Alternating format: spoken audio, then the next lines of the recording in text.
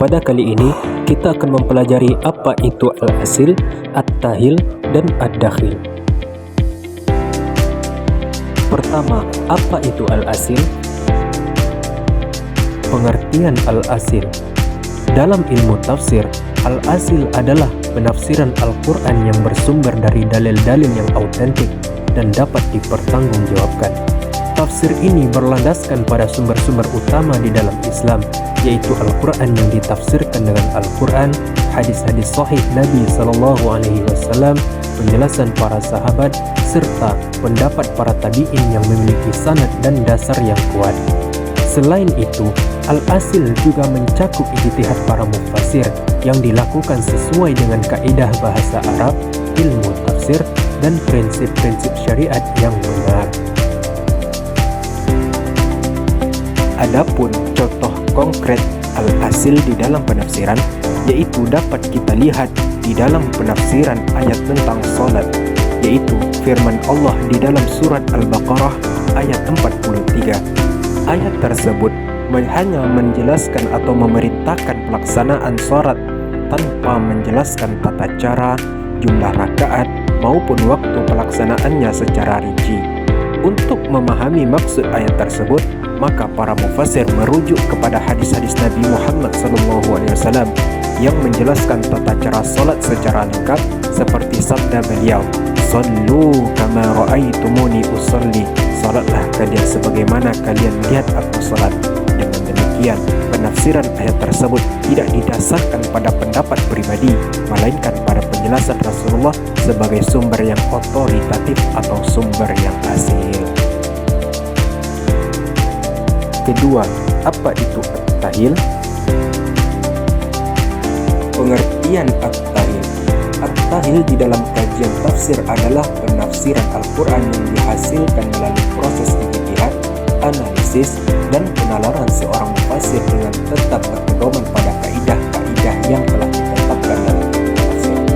Penafsiran ini tidak hanya bertumpu pada riwayat, tetapi juga memanfaatkan berbagai disiplin ilmu seperti ilmu bahasa Arab, balaghah, asbabun nuzul, ilmu qiraat, nasikh wa mansukh, usul fiqih, serta ilmu-ilmu lain yang berkaitan dengan pemahaman Al-Quran. Dengan demikian, at-tahil merupakan upaya intelektual untuk menggali makna ayat-ayat Al-Quran secara mendalam agar pesan yang terkandung di dalamnya dapat dipahami dan diterapkan sesuai dengan konteks kehidupan. Contoh konkret at-tahil di dalam penafsiran adalah ketika seorang mufassir menafsirkan firman Allah pada surat Al-Quran yang berbunyi, "Dan janganlah kamu menjatuhkan dirimu sendiri ke dalam kebinasaan." Ayat ini pada awalnya berkaitan dengan perintah berinfak di jalan Allah dan larangan meninggalkan perjuangan. Namun, melalui proses ijtihad dan analisis terhadap makna ayat, para mufassir memperluas pemahamannya sehingga ayat tersebut juga dijadikan dasar larangan melakukan segala bentuk perbuatan yang membahayakan diri sendiri, seperti mengonsumsi makanan atau minuman yang membahayakan kesehatan, menggunakan narkoba, atau melakukan tindakan yang mengancam keselamatan. Ketiga, apa itu ad-dakhil? Pengertian ad-dakhil. Ad-dakhil fi at-tafsir adalah unsur atau sisipan asing di dalam penafsiran Al-Quran yang tidak berasal dari sumber-sumber tafsir yang sahih atau yang tidak bersumber dari Al-Quran dan hadis, tetapi masuk ke dalam karya tafsir sehingga dianggap bagian dari makna ayat. Di dalam praktiknya, ia bisa berupa riwayat lemah, kisah Israiliyat, hadis palsu, atau pendapat yang tidak punya dasar kuat dalam ilmu tafsir. Contoh konkret ad-dakhil di dalam tafsir adalah ketika sebuah ayat dijelaskan dengan riwayat Israiliyat yang tidak jelas kebenarannya, lalu riwayat itu diperlakukan seolah-olah fakta tafsir. Salah satu contohnya yaitu yang sering disebutkan di dalam penafsiran adalah Al-Quran surat Al-Baqarah ayat 36 oleh Imam Al-Qurtubi ketika beliau mengutip kisah tentang proses masuknya iblis ke dalam surga dari riwayat Israiliyat. Adapun klasifikasi al-asil, at-tahil dan ad-dakhil di dalam kajian tafsir, yaitu untuk membedakan penafsiran yang otentik dari penafsiran dan yang menusuk dan tidak punya dasar yang kuat.